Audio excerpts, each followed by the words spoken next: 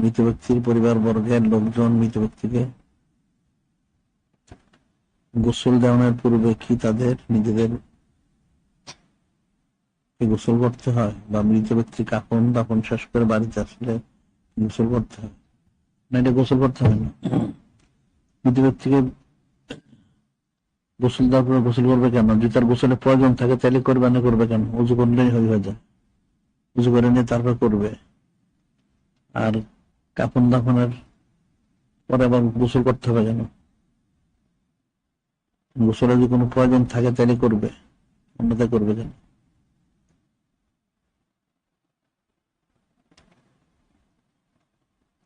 এটা যারা গোসল করায় তারা ইয়েকে গোসল করানোর পরে যদি মনে করে তার যে কোনো ইয়ে থাকে তখন সে গোসল করে। এমনিতে যদি গোসল দেওয়ার পূর্বে তো গোসলের কোনো প্রয়োজন নাই। যদি তার কোনো নিজস্ব প্রয়োজন থাকে তাহলে করবে, অন্যথায় উজু করে গোসল করাবে। আর গোসল করানোর পরে যদি তার মনে পানি নানান রকম সমস্যা, পানি ছিটে বা কাপড় চুরি হয়েছে, তাহলে সে ইচ্ছে করলে গোসল করতে পারে। আর দাফন কাফন করার পরে গোসল করবে কেন? দাফন করার পরে গোসল করার প্রয়োজন নাই। এমনি গোসল তো সারাদিনই করতে পারে, কোন নিষেধ আছে? গোসলের জন্য তো কোনো সময় নির্দিষ্ট নয়।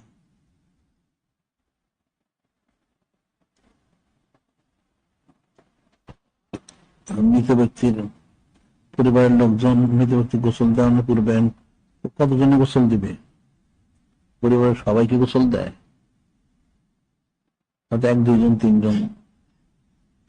অনেক পরিবারের লোক তো গোসল করায় না, গোসল করার তো আলাদা লোক থাকে।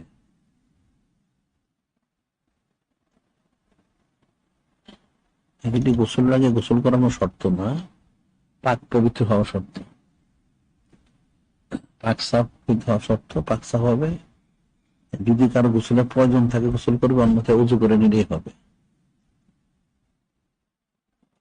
আর গোসল করানোর পরে যদি তার ইয়ে হয় তখন সে গোসল করতে পারে, সেটা কোনো কোনো মানুষ এটা মুস্তাহাব।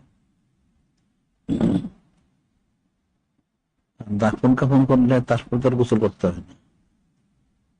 দাফন কাফন সেটা গোসলের কি সম্পর্ক?